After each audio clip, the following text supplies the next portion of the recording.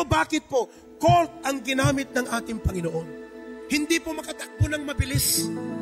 Hindi po niya kayang humarap sa digmaan.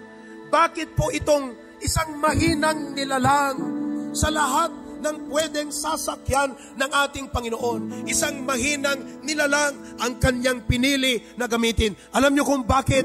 Yan po ay mensahe na nais ipadala ng Panginoon sa ating mga mananampalataya na hindi po maraming magagaling, maraming matatalino, maraming marurunong o malalakas. Ang gusto ng Panginoon, kahit ikaw ay mahina lamang, kung ikaw ay willing, gagamitin ka po ng ating Panginoon. What a privilege na ang mahinang katulad mo at katulad ko. Mahina sa tukso, mahina sa problema, mahina sa ibang bagay, mahina sa mga pangangailangan, mahina, maraming kahinaan. Pipiliin po niya at sasabihin niya, I will use you.